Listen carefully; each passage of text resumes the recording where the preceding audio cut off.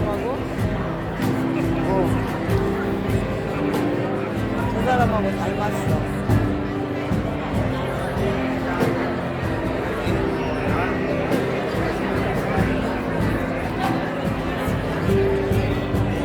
인사하고 갔어?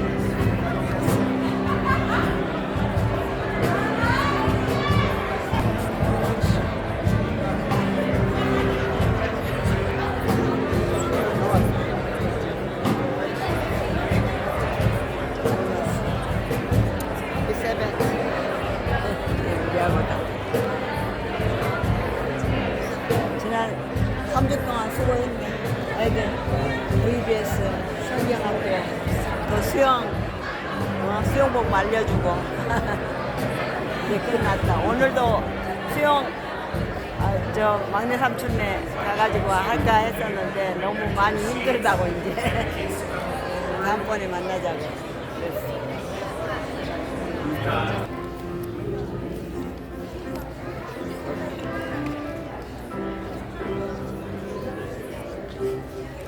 이쪽으로 온 애들이나 할까?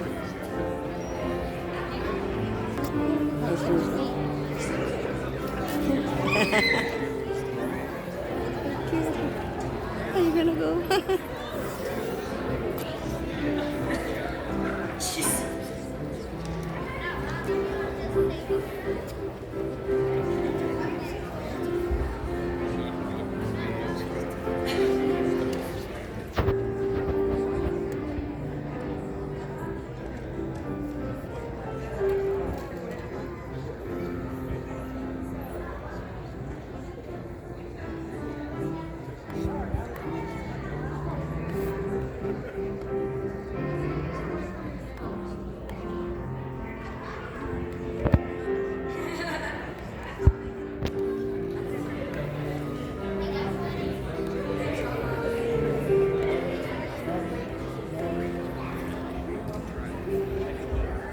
Perfect.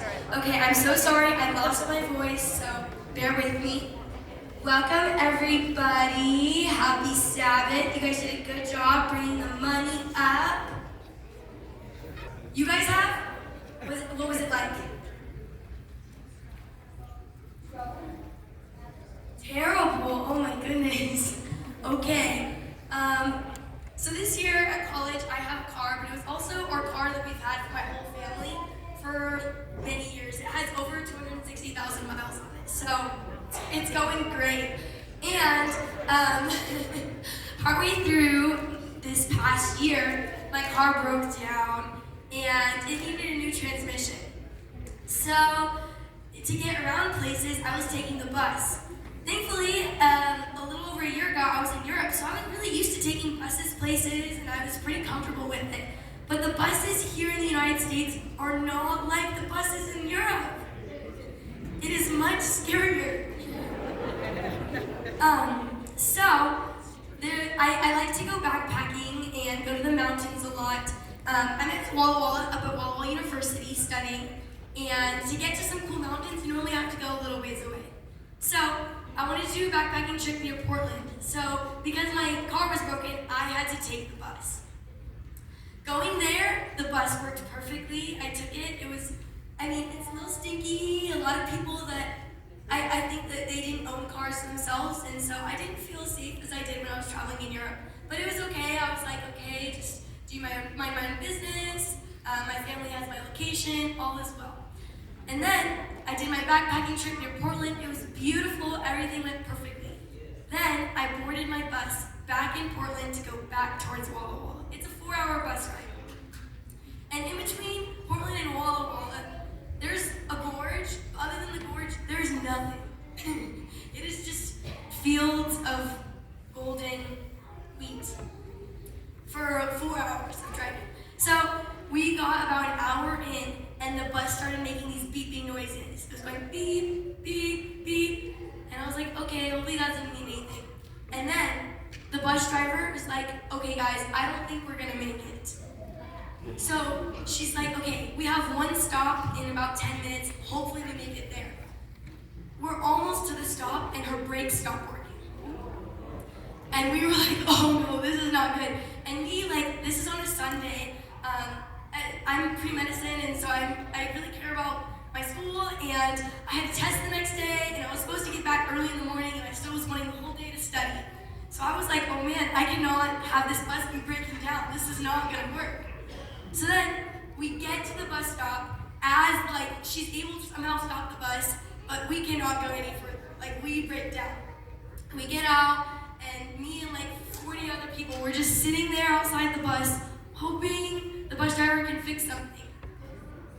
We were sitting there for 7 hours in the sun, and actually, I think I have a picture of the bus. This is me just sitting next to the bus for 7 hours. It was a really good view. At least it was sunny though, so that was good. And at first I felt really uncomfortable. Some of the people around me were smoking and doing things, and I felt uncomfortable. I was trying to keep to myself. And I noticed myself having in my mind of oh, I feel like I come from a different place from some of these people, and I kept my distance. But the longer we were there, it was okay, we're all in this together. We kind of started talking a little bit more and coming up with ideas of okay, how are we gonna get out of here? We were trying to call the company and get refunds, and there were some older people who didn't know how to use their phones, so we started helping people, and eventually we came from me feeling very separated from everyone to okay, we're all one community in this tragedy of the bus breaking down together, and we're in the middle of nowhere. There's a little bus stop, but that's really it. In the end, I started talking to some people around me, and the bus was just gonna go back to Portland. I needed to get to school.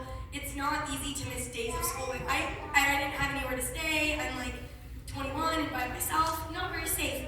So I made some friends. Thankfully, there were some other people there that were also in school, so I felt a little bit safer around them because they were my age. And one of them was trying to get back to Walla Walla also. And we ended up someone called their friend to come pick them up, and then we all split the gas. It felt very risky and scary, but after being together for that whole time, I was praying a lot. I was like, God, please keep me safe. This is a little scary, but we made it back.